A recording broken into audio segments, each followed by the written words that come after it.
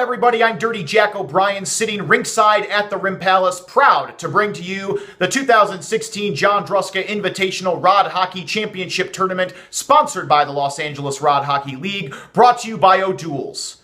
O'Doul's, what beer drinkers drink when they're not drinking beer. Pregame show, brought to you by Beck's NA. Well, we're about 24 hours away from puck drop on the first game of the second annual Druska Cup Tournament, and expectations are at a fever pitch. This year's tournament differs in significant ways from last year's, but fans and players alike are looking forward to another year of spills, thrills, and kills, at this year's Druska Cup Tournament. So let's talk the players, the tournament structure, and a few other things to look forward to when they all take the ice here at the Rim Palace tomorrow. First of all, the structure of this year's tournament differs from last year. Most notably, there's 2 fewer teams competing. This year's Druska Cup will feature 10 competitors split into 2 divisions in a modified bracket structure. There's a West Division and an East Division. To start things off, the number 2 seed plays the 5, the 3 plays the 4. After that, you'll have 2 teams that have each lost. Those 2 teams then play each other for a chance to continue playing in the Druska Cup Tournament. The team that loses twice is eliminated. Only at that point do the number 1 seeds from each bracket enter competition. And those number 1 seeds are, quite predictably, last year's runner-up, owner, GM, and coach of the Los Angeles Kings, Alex Bonifer, and last year's Druska Cup champion, owner, GM, coach of the Chicago Blackhawks, John Druska.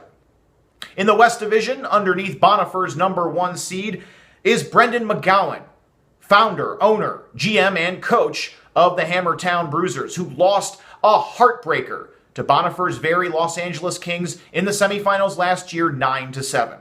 McGowan, noted for his offensive prowess as well as backstopping his own team, looking for vengeance, and also looking to get over that hump of not making it to the finals last year.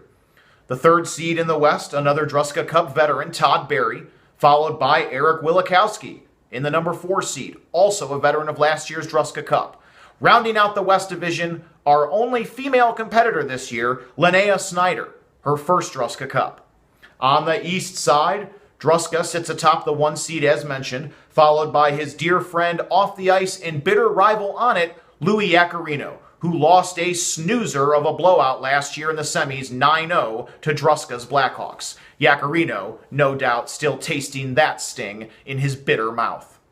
The 3 seed, defending Stanley Cup champion, owner, GM, and coach of the Pittsburgh Penguins, Evan Watkins, who, despite bringing home glory earlier this summer for Pittsburgh, still seeking his first victory in Druska Cup play. The 4 and 5 seeds of the East Division, newcomers to the tournament, but not to the Rim Palace ice, Paul Straw at 4 and Joshua Bente at 5. You may recall these 2 engaged in a bitter 3-game series at the Rim Palace back in March, footage of which exists online. 2 noteworthy absences this year. With regrets, we must tell you Constance Madam Rim Palace Ream will not be here, though her Boston Bruins will play on in her name. And former board member and Rim Palace veteran Vladimir Krasinski, unfortunately, will not compete this year. Our best wishes to both of them. We look forward to seeing them out on the ice again soon. So, that's who's playing, but what are they playing for? Well, in addition to the Druska Cup, this year's tournament will feature the rewarding of several awards, some more prestigious than others. Some will be earned strictly by on-ice performance via statistics or other math. Some will be voted upon by the people playing the very game. Those awards are the Rim Palace National Defense Medallion, rewarded to the team with at least 1 victory who earns the highest goals for, goals against ratio, a Los Angeles Rod Hockey League specific stat. The McGowan Trophy for Best Offensive Play of the Druska Cup Tournament is voted on. This can be one particularly magnificent goal, a single player's offensive streak, or a team effort. It is allowable and encouraged that players vote for the team that doesn't necessarily win the Druska Cup for the McGowan Trophy. Likewise, anybody, regardless of wins or losses, could take home the Alex Bonifer Spirit of the Game Award. This is awarded to someone whose noteworthy embrace of and contribution to the fantastical, whimsical, fun, imaginative, and narrative aspects of the tournament rise above and beyond their peers. Named, of course, for friend to the game, Alex Bonifer. And getting back to our abnormal bracket structure, those two teams that lose twice and fail to win a game in the Druska Cup Tournament this year will take home the thanks for coming out, every bird can fly, even you, just not here consolation emblem. One more important thing to speak on here, officials will be looking out for what is being described as reckless, dangerous, or destructive abuse of the table, particularly the misuse of indiscriminate power slams or rod slams. This is due to an ice chip on the surface of the Rim Palace rink, which is growing with every reckless slam of the rods that is perpetrated. There are penalties for these reckless slams. The slams themselves, folks, are not outlawed, but a gross misappropriation of their hockey-related usefulness will be watched by referees this year.